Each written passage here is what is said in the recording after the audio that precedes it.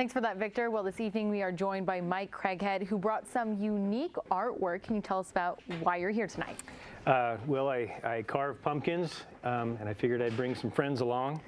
Got a busy day tomorrow. I'm going to be carving all day long at Organic Matters Ranch, and then later that night at Arts Alive, I'll be a booklegger talking about the book and carving. The whole time I'll be whittling on these guys, so if anybody wants to see how it's done, they can come up and ask questions or just point and laugh.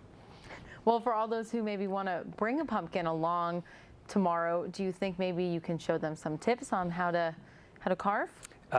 Well, there's a whole bunch of tips in the book. I can certainly do that. Mostly what you're looking for is the right kind of tools. It'll be either wood chisels or clay carving tools. And then you want a nice heavy, like a thick pumpkin. If it's heavy, you can assume it's going to be thicker. So you can get deeper in there and get more relief and deeper details there for this kind of 3D relief style that's, in my opinion, more fun than the 2D stuff, because I'm not good at that. I don't have patience for that. For the pumpkins, I know you said how big they are, but what about with the thickness? I feel like when I hit a pumpkin, it seems pretty hollow. Mm-hmm. How do you just know? I mean, I just feel like I picked the worst pumpkins. It's probably just a little heavier than it looks like it will be. And if it sounds hollow, it probably is.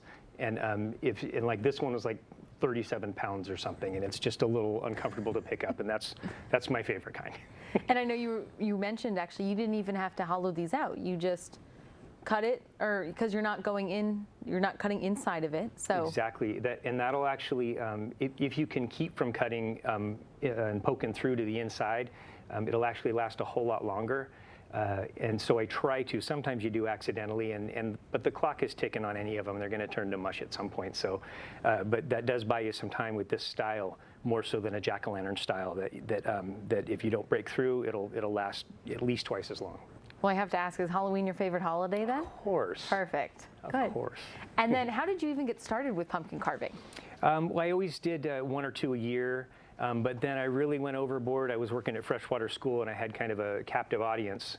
I started making full life-size skeletons out of pumpkins. Like there'd be a skull like this guy on top of, and then a rib cage one.